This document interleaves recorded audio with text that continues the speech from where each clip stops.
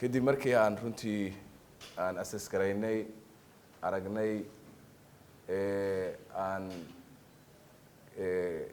report ka helnay hay'adda waxaa noo soo baxday in ay jirto khatar ku aadan fatahaado ka imaan kara roobab aan rajaynayno inay dalka ka da'aan sida adduunyaduba dee ay isticmaasho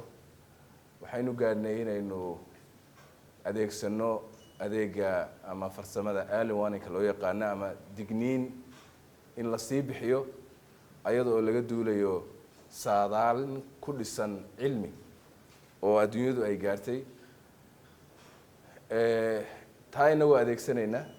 ayaa runtii naloo soo bandhigay saadaashaas cilmiga ku dhisan oo kulligee tusinaysa in ay roobab dayrtan roobab waaweyn oo laga yaabo inay waxyeello geystaan inay ka dhacaan dalkeena taasna ay lagama maarmaan tahay intaysan dhicin in looga sii diibo bulshada Soomaaliyeed meel kasta joogta inay u diyaar garoobaan kana digtoonaadaan dhibaatooyinka ka iman kara daadadkaas roobka ilaahay baa subxaanahu wa tacaala keena abaartana ilaahay baa keena ilaahay baa ku mahadsan roobka waa raxmad laakiin hadda nabiga calayhi salaatu wasalaam wuxuu yidhi markuu roobku bato waxaad dhahdaan allahuma xawaalayna walaa calayna ilaahu dhinac naga mariyo ha nagu soo yani korka iyaga ka leex marka haddii roobku zaa'id noqdo waxaa dhici karta inuu geysto khasaarooyin fara badan inuu geystaa laga yaabaa oo naf iyo maalba leh innaguna runtii maadaamaan nahay waddan ka soo baxaya duruufo aad u adag iyo hay-ado burburay waxaa inaga maqan dhammaan kaabayaashii lagaga badbaadi lahaa khataraha waaweyn markii ay dhacaan gaar ahaan roobka iyo daadadka uu ka dhasha iyo sidoo kale abaaraha intaba marka koowaad waxaan runtii aan leeyahay dadka Soomaaliyeed meel kastoo joogaan ha loo dhaga nuglaado oo hala dhageysto digniinaha ka soo baxay hay'adda Sodma oo kulligood tusinaya inay jirto khatar ka imaan karta roob inagu soo wajahan oo haddana meelaha qaarkoodba ka da'ay weliba khasaaro nafeed geystay sida Baydhabo oo kale marka dadka Soomaaliyeed inay u diyaar garoobaan meelaha la yiri ka fogaada inay ka fogaadaan oo ay haddaba ka sii tabtaystaan gaar ahaan meelaha wabiyaasha hareeraha wabiyaasha hareerahooda dadka degan waxaa la rabaa inay hadeertanba inay ka sii diyaar garoobaan alaabahooda ay ka sii xirxirtaan ay ogaadaan in waqti kasta ay imaan karto arrintaas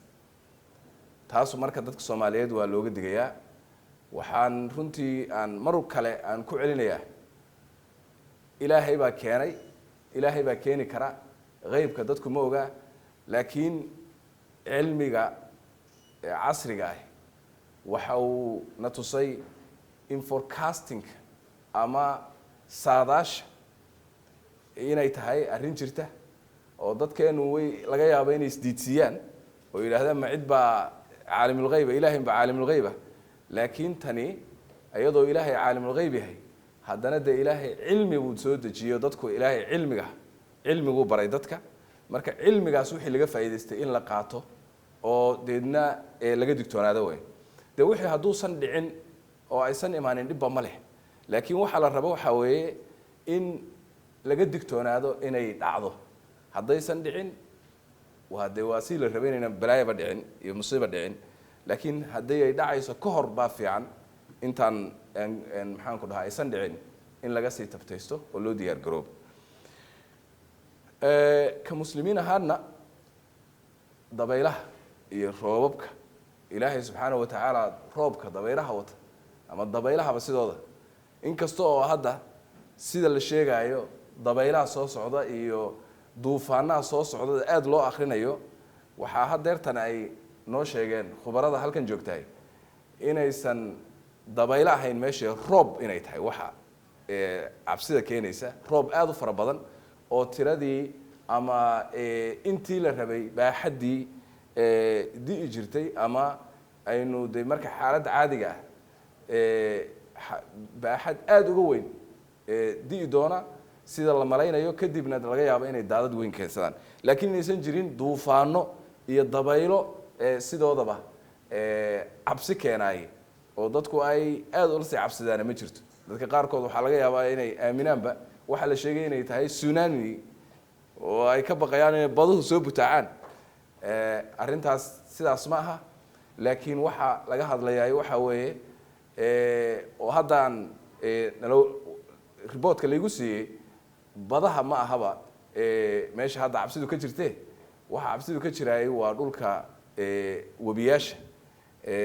labada webi iyo hareerahooda weeye oo dhulka ay tahay la malaynayo inay fatahaadu ay ku dhufan doontaa marka dadka dhulkaas degan Soomaaliyeed waxaa la rabaa inay si gaar ah fariintaan ugu dirayna waxaa weeye inay digtooni iyo xadir ay qabaan ayaa loo baahan yahay mar walba waxaan leenahay ilaahay subxaanahu wa tacaala inuu khayrkeeda iyo khayrka ku dhex jira iyo khayrka loo soo dirayba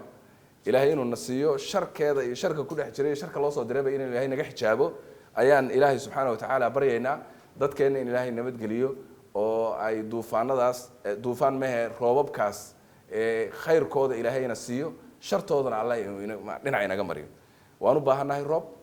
ilaahay baan weydiisanaynaa inuu madar khayr qaba iyo roob khayr qaba oo aan dhib wadanin inuu ilaahay ina siiyo ayaan ilaahay ka baryaynaa in aan digtoonaanana waa laga maarmaan hay-adda runtii way mahadsan tahay waxaan annagu haddaan xukuumad nahay u diyaarsannahay in ayn diyaar u nahay oo qorshe aan leenahay aan uga jawaabayno haddii ay maaragtay ay musiibadaasi ay dhacdo ama ay khatartaasi dhacdo qorshahaasna waxaa ugu horeeya waa digniinta ayaa kow ka ah horta bal in early warning la sameeyo oo dadkii loo sii digo waa qorshe oo ay xukuumaddu iyo dawladdu ay leedahay hay-adduna ay baddhigo u tahay marka qorshaha taasaa ugu horeysa haddii ay wax dhacaanna waxaan rajaynaynaa haddii ilaha yidhaahdo ayadana inaan jawaab inaan u hayno aan ugu talagalnay oo maxaan ku dhahay dadkaas Soomaaliyeed meel kasta ay joogaanba sidii lagu kaalmeyn lahaa waxaan halkan baaq uga dirayaa dhammaan hay-adaha gargaarka ka shaqeeya Jamhuuriyadda Federaalka Soomaaliya NGO-yada dhammaantood in ay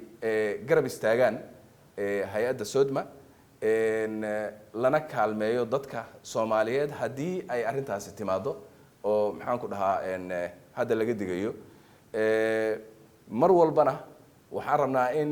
waxyaabaha loo baahan yahay waa la yaqaanaa xilliyada ay dhacaan arrimahaas oo jawaabaha la bixinayay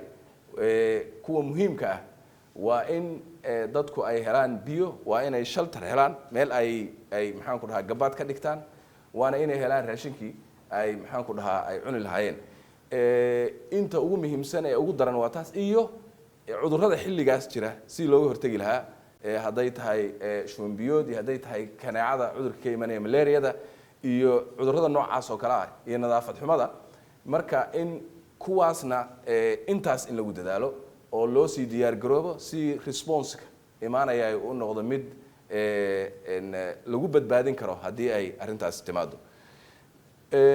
mar kale runtii waxaan u mahadcelinayaa madaxda iyo shaqaalaha hay-adda waxaana leeyahay guuleysta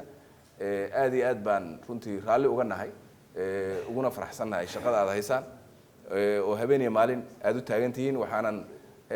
aan idin faraynaa inaad xoog saartaan wacyigelinta dadka Soomaaliyeed isla markaana aad u diyaar garowdaan ka jawaabista wax alla wixii halisa ee ku yimaada maxaan ku dhahaa bulshada Soomaaliyeed arrinta waxaan runtii aad ugu faraxsanahay dhalinyarada tababaran ka shaqaynaysa centerkan oo digniinta hore bixinaya oo runtii de haddaba aan arkayno inay si online ay dhammaantood ay arrintaas uga shaqaynayaan ilaa ay report ay ka soo saaraan weekly ah oo ay uga digayaan wixii khataraya jira reportna ay uga bixinayaan wixii dhacay aad iyo aad baad u mahadsantihiin guddoomiye waa mahadsan tahay guul baan idin rajaynayaa mahadsantihiin dhammaantiin